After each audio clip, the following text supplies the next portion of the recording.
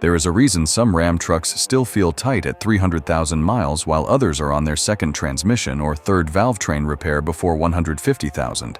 The transfer case gets cooked because the truck lives in auto 4WD on dry pavement. The transmission gets hammered every time cruise control drags a trailer through rolling hills. The engine never gets hot enough to burn moisture out because the truck spends its life on 5-minute errands. That is how good trucks get worn out early. So today we are going through 17 real secrets that make a Ram last over 300,000 miles without turning into a constant repair bill. Let's get into it. Number 1. Stop leaving it in auto 4WD on dry pavement. A lot of Ram owners set it once and never touch it again. The logic sounds fine. It is automatic. It sends power where the truck needs it. So why not just leave it there? Because auto 4WD is not free. The transfer case clutch pack stays partially engaged all the time. On dry pavement, especially in turns, the front and rear axles rotate at slightly different speeds. That difference turns into heat and friction inside the transfer case. That is how you burn clutch material, contaminate the fluid, and wear the chain and gears long before you should. The first sign is usually a shudder or binding feeling in slow turns. By the time you feel it, the damage has already started. A Ram transfer case repair can run $2,500 to $8,000. The fix is free. Run 2WD on dry roads. Use auto 4WD only when conditions are actually slick. Number 2, never tow through hills with cruise control on. A lot of owners set cruise at 65 with a trailer behind them and think they are helping the truck. They are not. Cruise control only cares about holding speed. The second the truck hits an uphill grade, it adds throttle and forces a downshift. Then it upshifts on the downhill. Then it does it again on the next hill. Downshift, throttle, unlock, heat, upshift, repeat. That constant shifting under load is brutal on transmission temperature. The fluid gets hotter. The clutch packs take repeated hits. The torque converter keeps locking and unlocking. Tow haul helps, but cruise still tries to hold one exact number when the smarter move is to let the truck slow a little on the climb. A transmission rebuild on a Ram can run $4,000 to $6,000. The better approach is manual speed control. Let the truck lose a few mph uphill, keep the gear stable, and keep the heat down.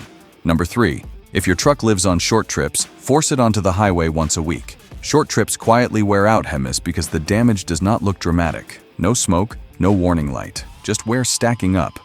If your Ram mostly does 5-minute drives, the oil never gets hot enough long enough to burn moisture out of the crankcase. That moisture stays in the oil, weakens the protective film, and turns a normal oil change interval into something much shorter in real-world protection. Short-trip trucks also trap more condensation in the exhaust. That is part of why lightly driven trucks still end up with rusted exhaust hardware and cracked manifold bolts. A truck with more highway miles can actually be cleaner inside than one with lower miles that never fully warms up. The fix is simple. Give it a real 20 to 30-minute highway drive once a week. Get the oil hot. Get the exhaust hot. Burn the moisture out. Number 4, do not get into the throttle on a cold Hemi. This one does damage fast. A lot of Ram owners start the truck, back out, drop it into drive, and get on the gas before the oil has fully circulated.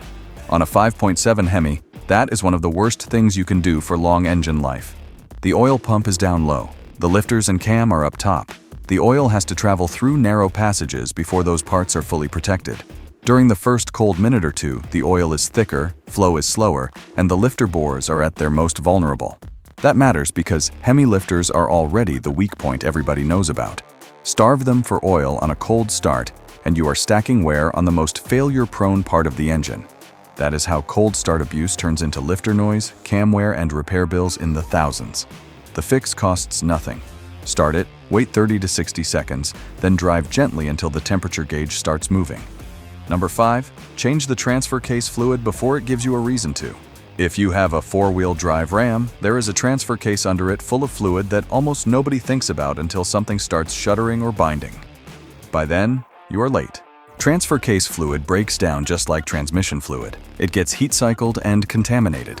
In auto 4WD trucks, it has an even harder life because the clutch pack is working anytime the system is active. Here is what catches people. Ram transfer cases do not all use the same fluid. BorgWarner Auto 4WD units use one Mopar fluid. Part-time 4WD units use another. Older NV cases often use ATF plus 4. Put the wrong fluid in there and you can create chatter, clutch damage, and internal contamination immediately. A fluid service costs almost nothing compared to a replacement. Think $30 to $90 DIY versus $2,500 to $8,000 if you wait for hard parts to fail. If you tow, service it every 30,000 to 40,000 miles. If you do not, 60,000 is a much smarter number than whenever. Number 6. Never mix coolant types. This looks harmless until it turns into a cooling system bill big enough to ruin your month. A lot of owners see the coolant low, stop at a gas station, grab whatever green jug is on the shelf and top it off. On a Ram, that can get expensive fast. These trucks are picky about coolant chemistry. Mix the wrong formulas and you can end up with sludge moving through the cooling system instead of clean coolant. That sludge clogs the heater core, stresses the water pump seals, and restricts flow through the radiator. That matters even more on a Hemi because the water pump is already not the strongest part on these engines. If contaminated coolant takes it out early, now you are paying for a water pump and maybe a heater core or radiator too. The fix is simple. Use the correct coolant. Do not mix types. If you are not sure what is in the truck, confirm it before topping off. Number 7. Stop treating differential fluid like lifetime fluid. Owners ignore this because the truck keeps driving normally right up until it does not. Your differentials are full of gears under constant load. Every launch, every tow, every highway pull, every parking lot turn, those gears are creating heat. The fluid is the only thing separating expensive metal parts from each other. Over time, diff fluid shears down, heat cycles, and fills with microscopic metal particles from normal wear. If you tow, run bigger tires, or drive in heat, it breaks down faster. Once protection drops, gear wear increases, bearings take a beating, and the rear end slowly gets noisier until one day you are chasing a whine that was completely avoidable. Fresh gear oil is cheap. Ring and pinion work is not. Service the differential fluid on schedule, and sooner if the truck tows or hauls regularly. Number 8. Fix small exhaust manifold leaks early. A lot of Ram owners hear the ticking, tell themselves it is just a Hemi thing, and keep driving. Bad move. On these trucks, a ticking noise on cold start is often not lifter failure. A lot of the time it is an exhaust manifold leak starting because the manifold bolts are breaking. That happens because steel bolts, aluminum heads, and hot manifolds all expand and contract at different rates over thousands of heat cycles. Catch it early, and you are usually dealing with bolts, gaskets, and labor. Ignore it, and the leak gets worse, the hardware gets worse, and the job gets more expensive. It also gets misdiagnosed constantly. Owners hear ticking, assume lifters, panic, and do nothing. Or they ignore a growing leak because they think all Hemis tick. No, they do not all tick the same way. If your Ram develops a ticking noise that is strongest on cold start and changes as it warms up, get it checked early. Number 9. Use a good oil filter, not the cheapest thing on the shelf. This sounds small. It is not. A lot of Ram owners spend real money on wheels, tires, lifts, and exhaust, then cheap out on the one part standing between engine debris and the most failure-prone valve train in the truck. On a cold start, the oil filter has to manage oil flow, filtration, and anti-drainback performance at the same time. A weak filter can drain down, delay pressure, or bypass sooner than it should. That matters because the Hemi valve train is already sensitive to lubrication quality and cold start wear. A bargain filter is not going to blow the engine next Tuesday. What it does is stack small lubrication compromises over tens of thousands of miles on an engine that does not have much patience for them. Use a quality filter. Use the right oil. Change it on time. Number 10. Do not stretch spark plugs just because the truck still runs. This is how fuel economy drops, throttle response gets lazy, and owners start blaming the transmission for an engine that is no longer burning clean. A Hemi can keep running on worn plugs long after it stops running well. That is the trap. The truck still starts, still drives, and still gets you to work, so owners keep putting it off. Meanwhile, the spark gets weaker, combustion gets dirtier, and the truck slowly loses the crispness it had when everything was fresh. On older Hemi setups, you are dealing with 16 plugs total, 2 per cylinder. That catches a lot of owners off guard, so they delay the service even longer. That delay costs money and fuel, costs smoothness, and adds to carbon buildup over time. Keep the plugs fresh and let the engine burn the mixture the way it was designed to. Number 11. Watch transmission temperature like it actually matters because it does. A lot of Ram owners tow by feel. If the truck is pulling fine and nothing smells burnt, they assume everything is good. That is how transmissions get cooked without anybody realizing it. Heat is what kills automatic transmissions. Every time the fluid runs hotter than it should, its ability to protect clutch packs, valves, seals, and internal surfaces starts dropping. Keep doing that long enough, and the transmission starts wearing out from the inside while the truck still feels mostly normal. This matters even more on Rams that tow, haul, run larger tires, or spend a lot of time in hot weather. Those trucks are putting more load into the transmission, which means more heat. If your truck has a transmission temp readout, use it. If it does not, that is a good reason to add a way to monitor it. A lot of owners watch coolant temp and oil pressure, then ignore the part that can hand them a $5,000 rebuild. Number 12. Stop wasting money on cheap tunes and bad aftermarket shortcuts. A lot of Ram owners get bored with stock power or stock shift behavior and start shopping for a shortcut. That is where a lot of expensive mistakes begin. Cheap canned tunes, no-name intake kits, garbage electronics plugged into the OBD port, bargain bin performance parts on Amazon. This is the stuff that sounds exciting online and turns into regret later.